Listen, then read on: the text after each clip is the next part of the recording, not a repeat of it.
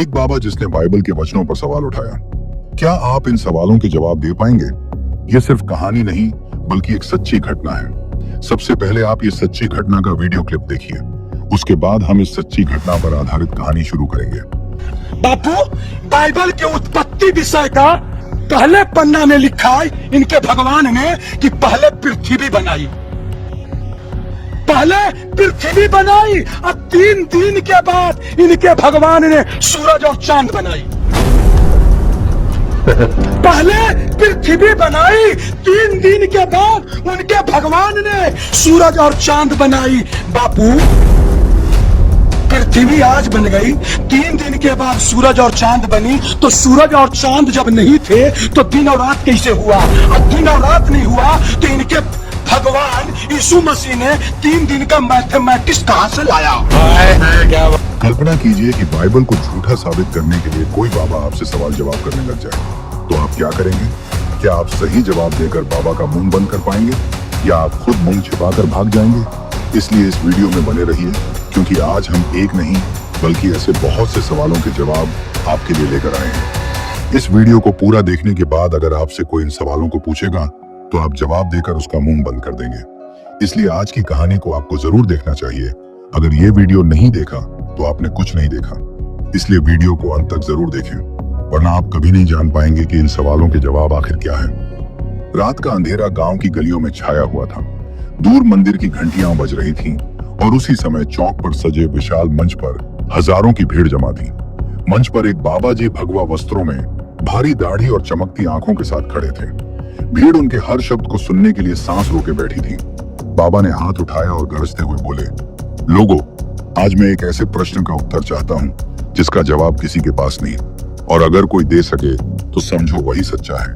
भीड़ से आवाज आई, जय हो बाबा जी की। बाबा मुस्कुराए और बोले, बाइबल में लिखा है कि परमेश्वर ने पहले पृथ्वी बनाई और फिर तीसरे दिन जाकर सूरज और चांद बनाए। सोचो जरा, अगर सूरज चांद नहीं थे तो पहले 3 दिन की गिनती कैसे हुई? ये कैसी किताब है? ये कैसी बात है? भीड़ ठाकों से गूंज उठी। कुछ लोग ताली बजाने लगे, कुछ हंसने लगे। बाबा ने कहा, यही है सच्चाई। ये बाइबल केवल कहानियां हैं, तर्क से परे है। लोगों के चेहरों पर एक ही सवाल था, क्या सचमुच बाइबल में विरोधाभास है? क्या बाबा जी सही कह रहे हैं? लेकिन कोई जानता नहीं था कि इस रात की कहानी यही खत्म नहीं होगी। भीड़ में एक साधारण आदमी बैठा था, शांत, चुप और ध्यानमग्न। उसकी आंखों में दृढ़ता थी, मानो भीतर से उसे यकीन था कि सच्चाई कुछ और है। वो आदमी धीरे से उठा और मंच की ओर बढ़ा। मंच के सामने खड़े होकर उस व्यक्ति ने विनम्र स्वर में कहा, बाबा जी, आपने सही कहा कि यह सवाल बहुत कठिन है, लेकिन अगर अनुमति दें तो मैं इस सवाल का उत्तर बाइबल से ही दूं। भीड़ अचानक शांत हो गई। बाबा की भौहें तन गईं। तू कौन है? तेरे पास ऐसा क्या ज्ञान है जो शास्त्रों से भी ऊपर है? उस आदमी ने मुस्कुराकर कहा, मैं कोई बड़ा ज्ञानी नहीं, बस बाइबल को थोड़ा समझने की कोशिश करता हूँ, और आज मैं आपको दिखाना चाहता हूँ कि परमेश्वर ने जो कहा उसमें विरोधाभास नहीं बल्कि गहरी सच्चाई छिपी है। बाबा का सवाल गहराई से। बाबा ने जोर से कहा, तो बता, जब सूरज चांद नहीं बने थे तब 3 दिन कैसे गिने गए? भीड़ फिर से हलचल में आ गई। कुछ लोग बोले, हाँ यही तो सवाल है। कुछ लोग फुसफुसाए, देखते हैं ये क्या जवाब देगा। जवाब की शुरुआत, प्रकाश का रहस्य।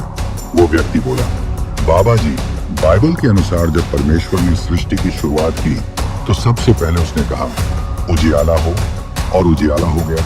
उत्पत्ति 1:3, यानी सबसे पहले प्रकाश आया। यह प्रकाश सूरज का नहीं था, यह प्रकाश खुद परमेश्वर से था। बाइबल में लिखा है, परमेश्वर ज्योति है और उसमें अंधकार का नाम भी नहीं। 1 यूहन्ना 1:5। इसलिए पहले दिन का प्रकाश सूरज चांद का नहीं बल्कि परमेश्वर का था। भीड़ ध्यान से सुनने लगी। बाबा थोड़ा हंसते हुए बोले, तो तू कहता है कि बिना सूरज के प्रकाश था? ये कैसा विज्ञान है? आदमी ने गंभीरता से कहा, हाँ बाबा जी, क्या आपने देखा नहीं कि बिजली का बल्ब जलने से पहले भी बैटरी की रोशनी होती है? सूर्य तो बाद में बना, लेकिन प्रकाश की शक्ति परमेश्वर से पहले ही निकली थी। परमेश्वर ने पहले दिन ही दिन और रात की सीमा तय कर दी, इसलिए पहले 3 दिन भी ठीक वैसे ही गिने गए जैसे आगे के दिन। भीड़ का असर। भीड़ में फुसफुसाहट शुरू हो गई। सही कह रहा है, प्रकाश तो पहले आ गया था। परमेश्वर का प्रकाश अरे ये तो गहरा राज है। बाबा थोड़े असहज हो गए, लेकिन उन्होंने तुरंत कहा, ये तो तर्क का खेल है। अगर सूरज चांद तीसरे दिन बने तो इससे पहले का प्रकाश कहां से आया? और अगर परमेश्वर खुद प्रकाश है तो उसने सूरज चांद क्यों बनाए? जवाब, सूरज चांद का उद्देश्य। वो आदमी बोला, बाबा जी, बाइबल बताती है कि सूरज, चांद और तारे परमेश्वर ने इसलिए बनाए कि वे दिन और रात का भेद बताने के लिए और समय, दिन और वर्षों के चिन्ह हों। उत्पत्ति 1:14 यानी प्रकाश पहले से था, लेकिन कैलेंडर और समय मापने के लिए सूरज, चांद बनाए गए। पहले 3 दिन परमेश्वर ने अपने प्रकाश से दिन और रात का क्रम तय किया और चौथे दिन से इंसानों को गिनने के लिए चिन्ह दे दिए। भीड़ में हलचल, लोग हैरान थे। तो बाइबल में गलती नहीं है, ये तो गहरा विज्ञान है। बाबा अब चुप नहीं रह सके। उन्होंने गुस्से से कहा, ये सब तुझे किसने सिखाया? तू कौन है जो इस तरह तर्क कर रहा है?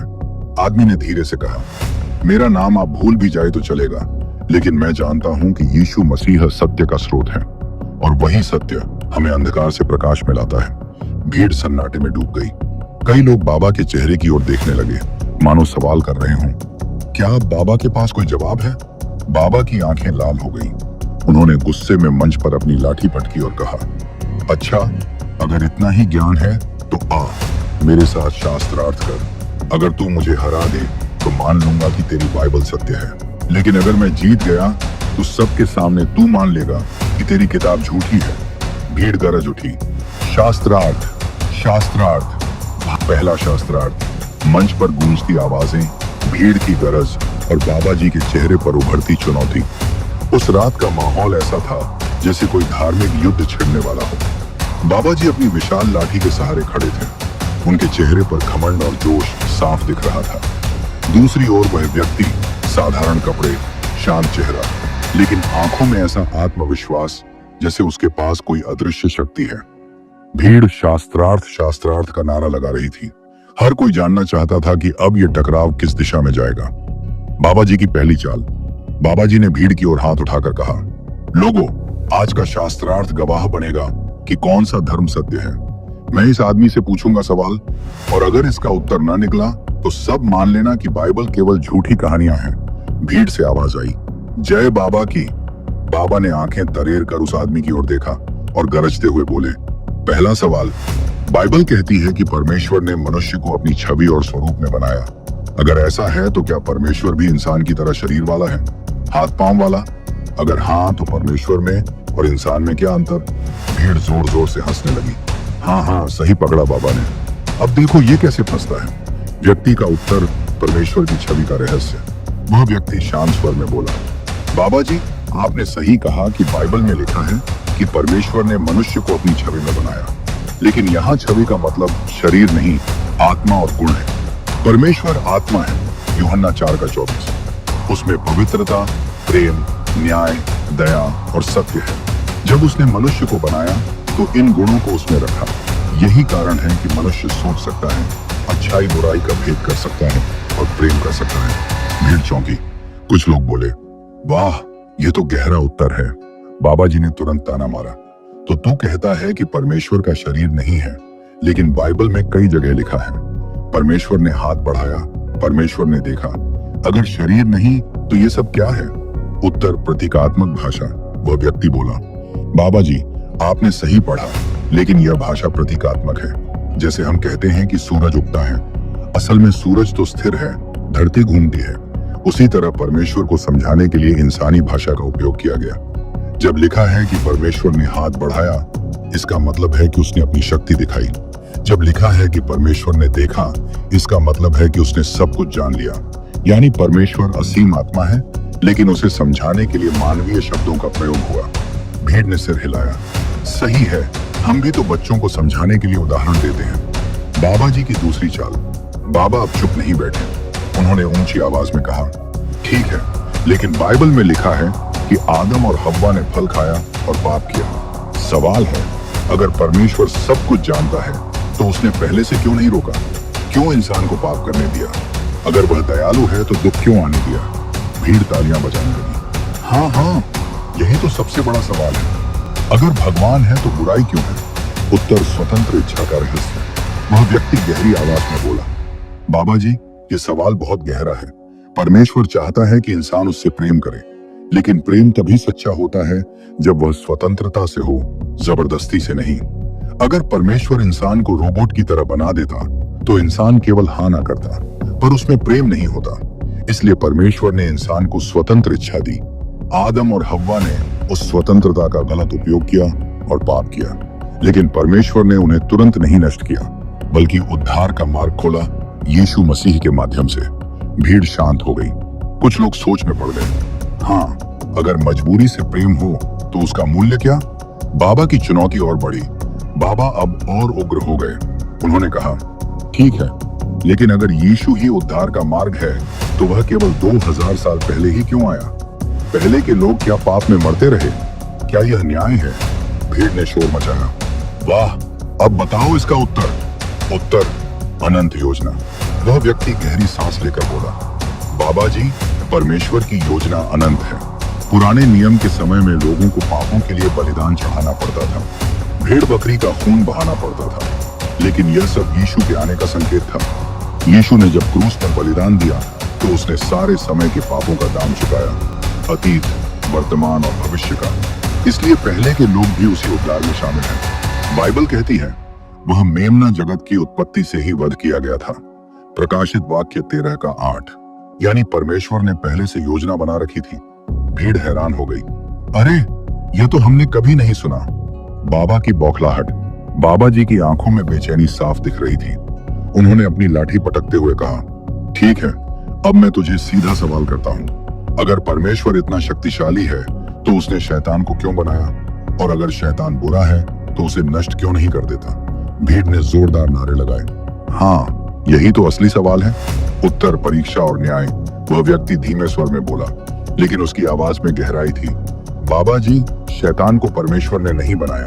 परमेश्वर ने स्वर्गदूतों को बनाया और उनमें से एक लूसीफर सबसे सुंदर और शक्तिशाली था, लेकिन उसने घमंड किया और परमेश्वर के बराबर होना चाहा, इसलिए वह गिरा और शैतान बना।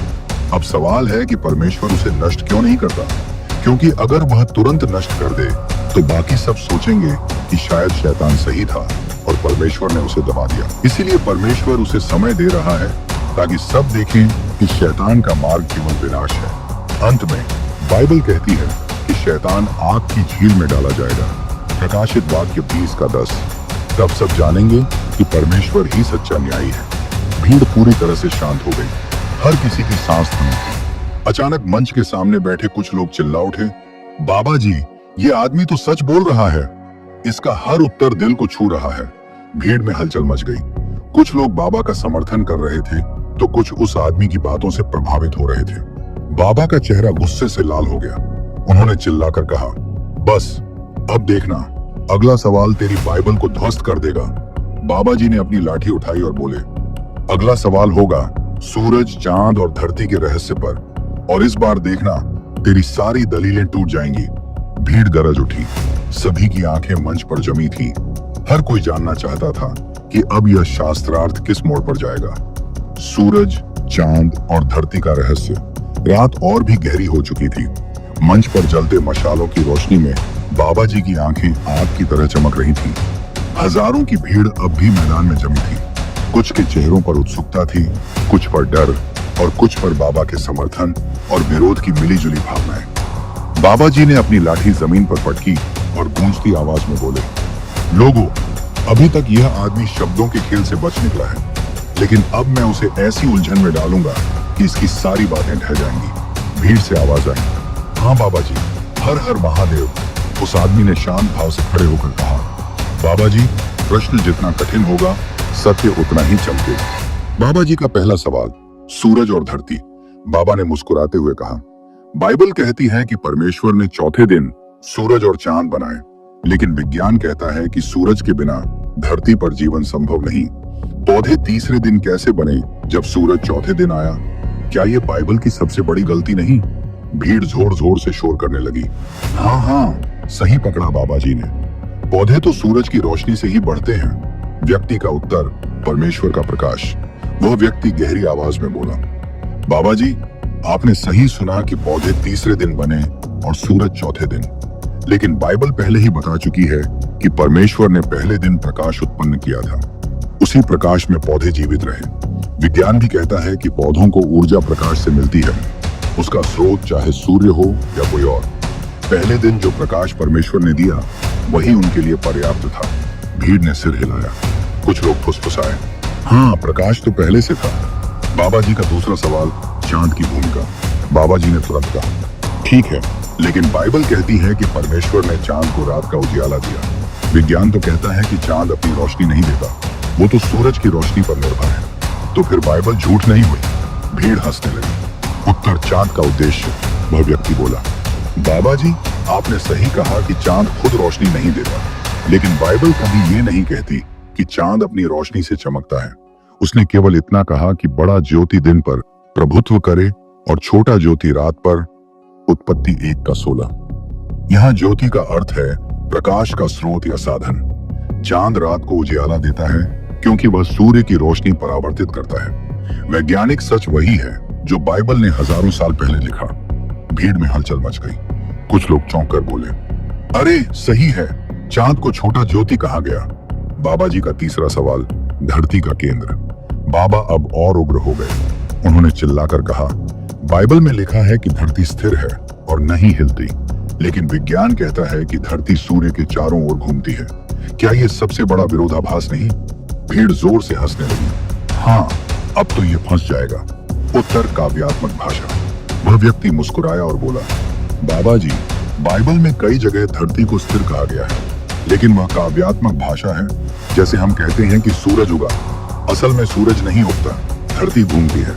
बाइबल का उद्देश्य खगोल शास्त्र पढ़ाना नहीं, बल्कि परमेश्वर का सत्य बताना है। फिर भी अय्यूब 26:7 में लिखा है, वह उत्तर दिशा को शून्य पर फैलाता है और पृथ्वी को कुछ पर लटकाता है। यानी बाइबल ने हजारों साल पहले ही बताया कि पृथ्वी शून्य में लटकी है। भीड़ दंग रह गई। कुछ लोग चिल्लाए, अरे वाह, ये तो विज्ञान से भी मेल खाता है। बाबा जी का चौथा सवाल, तारों की गिनती।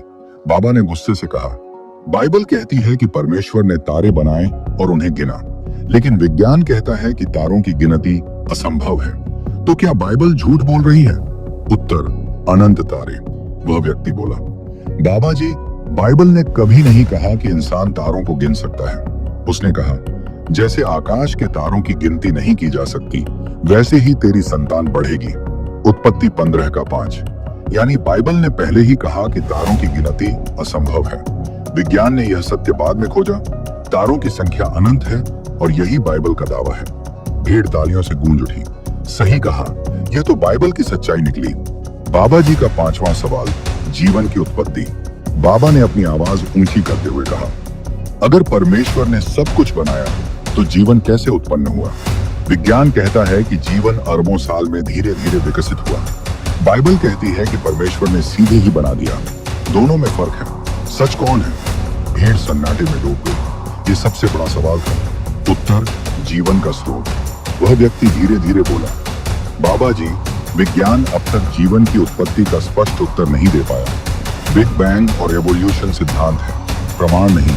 लेकिन बाइबल स्पष्ट कहती है, जीवन परमेश्वर से आया।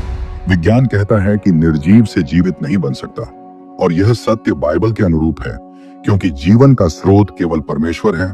वह आत्मा फूंकता है और मिट्टी से इंसान जीवित हो जाता है। उत्पत्ति 2:7। भीड़ हक्का बक्का रह गई। सही है, विज्ञान भी आज तक उत्तर नहीं दे पाया। भीड़ अब दो हिस्सों में बढ़ चुकी थी। कुछ बाबा का समर्थन कर रहे थे, कुछ उस व्यक्ति के उत्तर से प्रभावित होकर कह रहे थे कि बाइबल सच्ची है। बाबा का चेहरा लाल हो गया। उन्होंने चिल्लाकर कहा, तू बहुत चालाकी से बोलता है, लेकिन अगर तेरा यीशु ही सत्य है तो उसे साबित कर दिखा। क्या वह आज भी चमत्कार कर सकता है? क्या वह आज भी जीवित है? भीड़ गरज उठी। हाँ, दिखाओ चमत्कार, साबित करो कि यीशु जीवित है। वह व्यक्ति शांत खड़ा रहा। उसकी आंखों में आत्मविश्वास और गहरी शांति थी। उसने केवल इतना कहा, बाबा जी, सच्चाई केवल शब्दों से नहीं, अनुभव से प्रकट होती है। अगली बार मैं आपको दिखाऊंगा कि यीशु आज भी जीवित है। भीड़ में सन्नाटा छा गया। हर कोई सोच रहा था, क्या सचमुच कुछ घटने वाला है? जीवित यीशु का प्रमाण। मंच पर माहौल भारी था। बाबा जी के शब्द हवा में गूंज रहे थे। अगर यीशु आज भी जीवित है तो दिखा, चमत्कार करके दिखा। भीड़ जो अब तक तर्क और उत्तर सुन रही थी, अब अचानक उत्साह और अधीरता में भर गई। लोग चिल्ला रहे थे, हाँ चमत्कार चाहिए, साबित करो कि यीशु जीवित है। हर कोई देखना चाहता था कि अब आगे क्या होगा। क्या सचमुच कुछ होगा या वह व्यक्ति केवल शब्दों तक सीमित रह जाएगा? वह व्यक्ति शिष्य समान का उत्तर। वह व्यक्ति भीड़ की ओर देखकर बोला, लोगों, चमत्कार तमाशा नहीं है। यीशु ने कभी भीड़ को केवल मनोरंजन के लिए चमत्कार नहीं दिखाया। चमत्कार का उद्देश्य हमेशा यह रहा है कि लोग सच्चाई को समझें और परमेश्वर पर विश्वास करें। अगर आप सच में देखना चाहते हैं कि यीशु जीवित है, तो अपना हृदय खोलिए, क्योंकि वह आज भी आत्माओं को बदलता है, रोगियों को चंगा करता है और जीवन में प्रकाश लाता है। भीड़ थोड़ी शांत हुई, लेकिन बाबा जी मुस्कुराते हुए बोले, अच्छा, तो क्या तू कहता है कि यहाँ सबके सामने यीशु कोई काम कर सकता है? अचानक घटना, बीमार बच्चा। इसी बीच भीड़ के बीच से एक औरत चीखते हुए मंच की ओर दौड़ी। उसकी गोद में एक छोटा बच्चा था, बिल्कुल कमजोर, सांस लेने में कठिनाई और चेहरा पीला पड़ा हुआ। औरत रोते हुए बोली, बाबा जी, ये मेरा बेटा महीनों से बीमार है। मैंने मंदिर में चढ़ावे चढ़ाए, तंत्र मंत्र कराए, लेकिन कुछ नहीं हुआ। अगर यह आदमी सच कहता है कि यीशु जीवित है, तो मेरा बच्चा चंगा होना चाहिए। भीड़ स्तब्ध रह गई। सभी की नजरें अब उस औरत और बच्चे पर थी। बाबा जी ने हंसकर कहा, देख लिया, अब तेरा मौका है, कर चमत्कार। तनाव का माहौल। वह आदमी धीरे से आगे बढ़ा। उसने औरत से कहा, बहन, क्या तू विश्वास करती है कि यीशु तेरा बच्चा चंगा कर सकता है?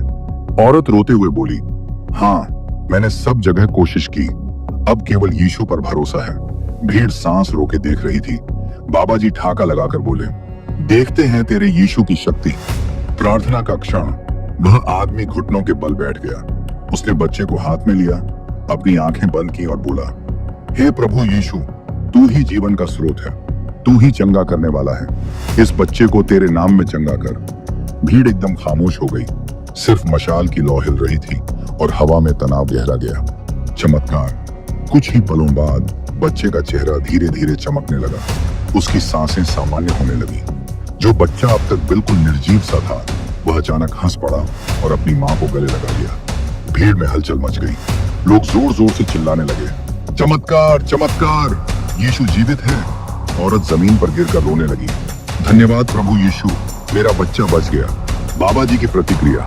बाबा जी का चेहरा एकदम उतर गया। उनकी आंखों में अविश्वास था। उन्होंने बुदबुदाते हुए कहा, ये कैसे हो सकता है? शायद कोई चाल है, कोई जादू है। लेकिन भीड़ अब बाबा के खिलाफ बोलने लगी, नहीं बाबा, हमने अपनी आंखों से देखा, ये कोई धोखा नहीं, सचमुच चमत्कार हुआ है। भीड़ का विभाजन। अब भीड़ दो हिस्सों में बढ़ गई। कुछ लोग बाबा को बचाने के लिए कहने लगे, नहीं, यह जादू है। लेकिन बहुसंख्यक लोग चिल्ला रहे थे, यीशु जीवित है, हमने देख लिया। बाबा गुस्से से कांप उठे। उन्होंने चिल्लाकर कहा, यह सब छल है। अगर तेरे यीशु में शक्ति है, तो साबित कर कि वह सचमुच परमेश्वर का पुत्र है। व्यक्ति का उत्तर, क्रूस और पुनरुत्थान। वह व्यक्ति गंभीर स्वर में बोला, बाबा जी, यीशु की सबसे बड़ी शक्ति चमत्कार नहीं, बल्कि क्रूस और पुनरुत्थान है। उसने पापियों के लिए अपना जीवन दे दिया और तीसरे दिन मृतकों में से जी उठा। यही सबसे बड़ा प्रमाण है कि वह जीवित है। आज भी लाखों लोग उसके नाम से बदल रहे हैं, पाप से मुक्त हो रहे हैं और नया जीवन पा रहे हैं। ये केवल इतिहास नहीं, अनुभव है। भीड़ में से आवाजें आने लगी, सही है, हमने सुना है कि यीशु मृतकों में से जी उठा था। इतिहास भी यही कहता है। बाबा जी का अंतिम हमला। बाबा जी चिल्लाकर बोले, अगर सचमुच यीशु जीवित है, तो क्यों दुनिया में दुख और अन्याय है? क्यों निर्दोष मरते हैं और पापी फलते फूलते हैं? भीड़ फिर से गहरी सोच में पड़ गई। उत्तर, अंतिम न्याय। वह व्यक्ति शांति से बोला, बाबा जी, ये सवाल हर इंसान पूछता है। यीशु ने खुद कहा, इस संसार में तुम्हें क्लेश होगा, परंतु ढाढ़स रखो, मैंने संसार को जीत लिया है। यूहन्ना 16:33। इस दुनिया में दुख इसलिए है क्योंकि पाप है, लेकिन यीशु ने वादा किया है कि वह फिर आएगा और न्याय करेगा। उस दिन पापी दंड पाएंगे और धर्मी आनंद में रहेंगे। आज का समय विश्वास का है, कल का समय न्याय का। भीड़ एकदम शांत हो गई। उनकी आंखों में डर और उम्मीद दोनों झलक रही थी। अचानक बिजली जैसी घटना। इतना कहते ही आसमान में एक तेज बिजली चमकी। मौसम अचानक बदल गया। लोगों ने इसे एक संकेत की तरह देखा। भीड़ से आवाज आई, यीशु सचमुच जीवित है। बाबा जी हिल गए। उनके होंठ कांपने लगे। भीड़ अब बाबा की ओर देख रही थी। हर कोई इंतजार कर रहा था कि अब बाबा क्या जवाब देंगे। क्या वे मानेंगे कि वे हार गए हैं या और ज्यादा चुनौती देंगे। बाबा ने अपनी लाठी कसकर पकड़ी और गुस्से से गरजते हुए कहा, यह अभी अंत नहीं है, असली सवाल अगले दौर में होगा। अगर तेरी बाइबल सच है तो उसे साबित करना होगा इतिहास और भविष्य दोनों से, तभी मैं मानूंगा। भीड़ फिर से गरज उठी। अगली भिड़ंत और भी भयंकर होने वाली थी।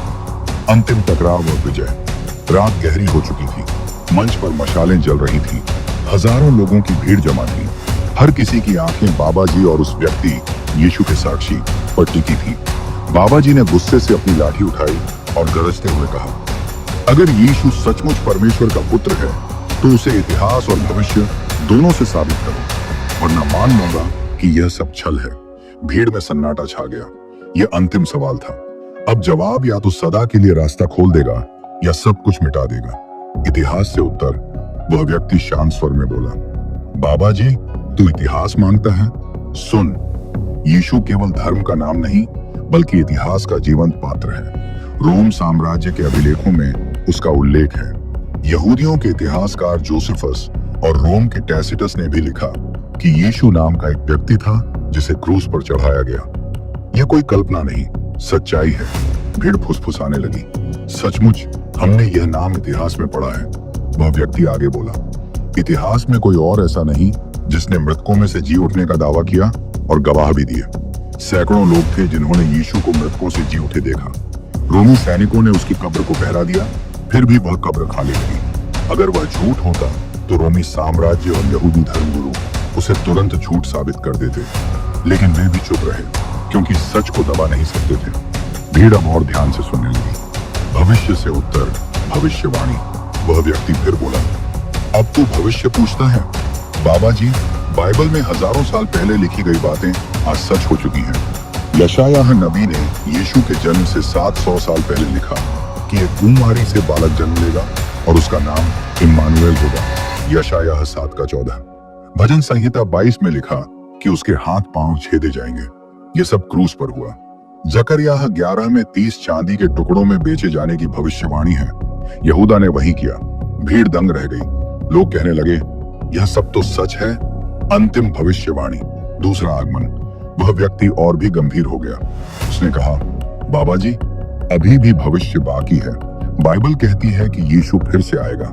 इस बार वह न केवल उद्धारकर्ता होगा बल्कि न्यायाधीश भी होगा। प्रकाशित वाक्य की पुस्तक में लिखा है कि वह महिमा में आएगा और हर आंख उसे देखेगी।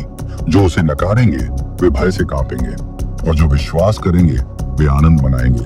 यह भविष्य है जिसे कोई रोक नहीं सकता। बाबा जी की आंखें फैल गईं। भीड़ में लोग फुसफुसाने लगे। शायद यही कारण है कि दुनिया में हलचल है। युद्ध, भूकंप, महामारी। क्या यह सब उसी भविष्यवाणी की निशानी है? बाबा जी का अंतर्मन। बाबा जी बाहर से कठोर थे, लेकिन अंदर उनका दिल कांपने लगा। उनकी आंखों में अचानक अपने बचपन की यादें उभर आईं। कभी उनकी माँ ने उन्हें कहा था, बेटा, यीशु से दूर मत जाना, वही सच्चा मार्ग है। लेकिन बाद में उन्होंने अहंकार और शक्ति की लालसा में सब भुला दिया। अब वही यीशु उनके सामने खड़ा था, एक गवाह के माध्यम से। भीड़ का शोर। भीड़ अब एक स्वर में चिल्ला रही थी, हमें यीशु चाहिए, हमें सत्य चाहिए। कुछ लोग मंच की ओर बढ़ने लगे। माहौल पूरी तरह बदल गया था। बाबा जी की अंतिम चुनौती। लेकिन बाबा जी ने अंतिम बार कोशिश की। उन्होंने गरज कर कहा, अगर सचमुच यीशु परमेश्वर है तो अभी कोई और चिन्ह दे, कोई ऐसा प्रमाण जो सभी को चुप करा दे। भीड़ ने हामी भरी। हर कोई इंतजार करने लगा। आकाशीय घटना। अचानक आसमान में गड़गड़ाहट हुई। बिजली कौंधी, तेज हवा चली और सबके सामने एक मशाल अपने आप बुझ गई। फिर अचानक फिर से जल उठी। भीड़ चीख उठी, यह चिन्ह है, यह चिन्ह है। उस व्यक्ति ने कहा, बाबा जी, यीशु ने खुद कहा था, मैं जगत की ज्योति हूँ। जो मेरे पीछे हो लेगा वह अंधकार में न चलेगा परंतु जीवन की ज्योति पाएगा। यूहन्ना 8:12। यह वही संकेत है, अंधकार से प्रकाश की ओर। बाबा जी का पतन। बाबा जी की लाठी उनके हाथ से गिर गई। उनकी आंखों से आंसू बहने लगे। उन्होंने कांपती आवाज में कहा, मैं हार गया, सचमुच यीशु जीवित है। भीड़ जोर जोर से चिल्लाने लगी, यीशु मसीह की जय, यीशु ही प्रभु है। परिवर्तन। सैकड़ों लोग वहीं घुटनों पर गिर पड़े। वे रोने लगे और बोले, हमें यीशु चाहिए, हमें उद्धार चाहिए। वह व्यक्ति मंच से बोला, आज का दिन मुक्ति का दिन है। जो यीशु पर विश्वास करेगा वही अनंत जीवन पाएगा। अंतिम दृश्य, बाबा जी का परिवर्तन। बाबा जी धीरे धीरे आगे आए। उन्होंने सबके सामने घुटनों पर झुककर कहा, हे प्रभु यीशु, मुझे क्षमा कर। मैंने तेरा मजाक उड़ाया, तेरी अवमानना की, लेकिन अब जान गया कि तू ही सच्चा परमेश्वर है। मुझे अपना ले। भीड़ एकदम भावुक हो गई। लोग रोने लगे। हर कोई जान गया कि यह वही क्षण है जब अंधकार ने प्रकाश को मान लिया। उस रात गांव में क्रांति आ गई। लोगों ने महसूस किया कि यह केवल बहस नहीं थी, बल्कि आत्माओं का युद्ध था, और यीशु ने विजय पाई। इस पूरी कहानी से हमें क्या सीखने को मिलता है?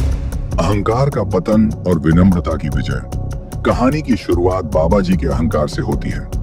उन्होंने मंच पर खड़े होकर परमेश्वर और बाइबल का मजाक उड़ाया, लेकिन जैसे जैसे सत्य उनके सामने रखा गया और आखिर में जब चमत्कार हुआ, तब वही बाबा जी रोते हुए घुटनों पर गिर पड़े।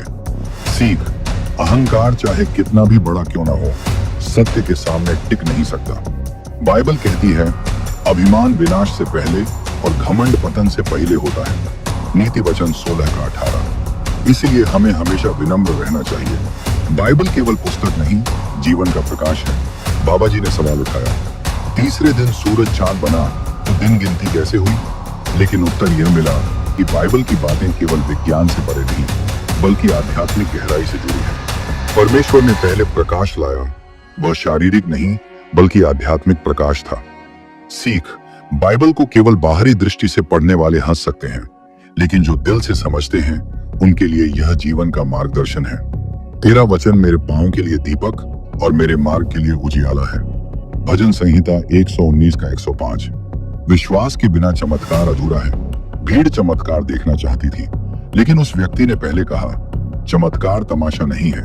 फिर भी जब एक माँ अपने बीमार बच्चे को लेकर आई और विश्वास किया, तभी चमत्कार हुआ। सीख, चमत्कार तब होते हैं जब विश्वास होता है। यीशु ने कहा, तेरे विश्वास ने तुझे अच्छा किया। मरकुस 5:34। बिना विश्वास चमत्कार का कोई अर्थ नहीं। सत्य छिपाया नहीं जा सकता। बाबा जी ने बार बार कोशिश की कि सच्चाई को नकार दें। उन्होंने कहा, यह जादू है, छल है, लेकिन भीड़ ने अपनी आंखों से जो देखा उसे झुठलाया नहीं जा सकता था। सीख, सत्य चाहे कितनी बार दबाया जाए, वह हमेशा उजागर होता है। तुम सत्य को जानोगे और सत्य तुम्हें स्वतंत्र करेगा। यूहन्ना 8:30। यीशु केवल अतीत का पात्र नहीं, आज भी जीवित है। कहानी का मुख्य संदेश यही है, यीशु सिर्फ 2000 साल पहले का चरित्र नहीं, बल्कि आज भी जीवित है।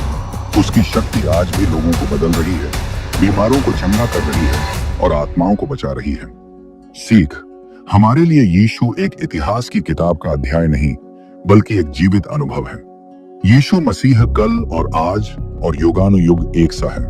इब्रानियों 13:8। भविष्यवाणी का सच होना। उस व्यक्ति ने दिखाया कि कैसे पुरानी बाइबल की भविष्यवाणियां यीशु में पूरी हुई। कुमारी से जन्म, यशायाह 7:14। क्रूस पर चढ़ना, भजन संहिता 22। 30 चांदी के सिक्कों में बेचना, जकरियाह 11। ये सब बातें हजारों साल पहले लिखी गई थी और हूबहू पूरी हुई। सीख, परमेश्वर का वचन कभी झूठा नहीं होता। अगर अतीत की भविष्यवाणियां पूरी हुई हैं, तो भविष्य की भी जरूर पूरी होंगी। यीशु का दूसरा आगमन। सबसे बड़ी सीख यही है कि यीशु एक दिन फिर आएगा।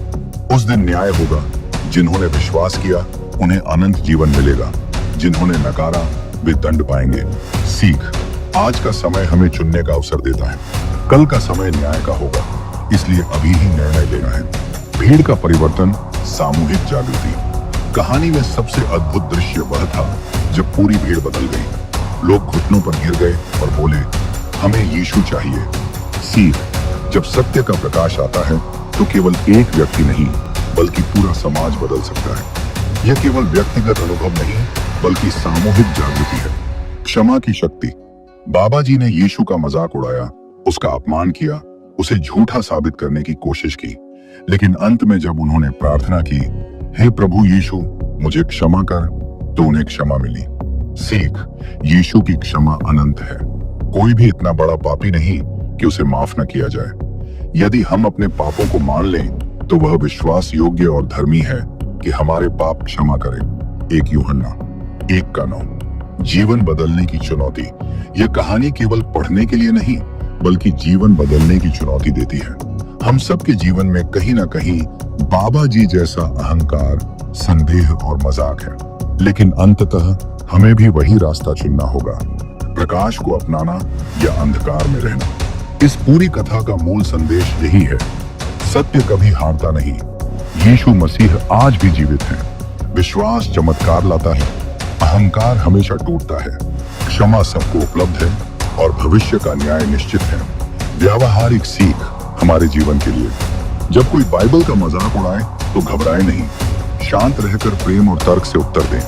केवल चमत्कार के पीछे न भागें, बल्कि विश्वास की गहराई खोजें। कठिनाइयों और प्रश्नों से डरे नहीं, क्योंकि सत्य हमेशा विजयी होता है। अपने जीवन में विनम्रता और क्षमा को अपनाएं। अपने परिवार, समाज और गांव में प्रकाश बने, जैसे उस भीड़ में हुआ। यह पूरी कहानी हमें यह दिखाती है कि अंधकार चाहे कितना भी गहरा क्यों ना हो, प्रकाश उसे जीत ही लेता है।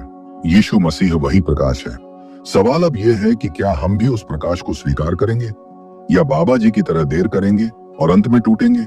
अंतिम वाक्य, यीशु मसीह ही मार्ग, सत्य और जीवन है। बिना उसके कोई पिता के पास नहीं पहुंच सकता। यूहन्ना 14:6।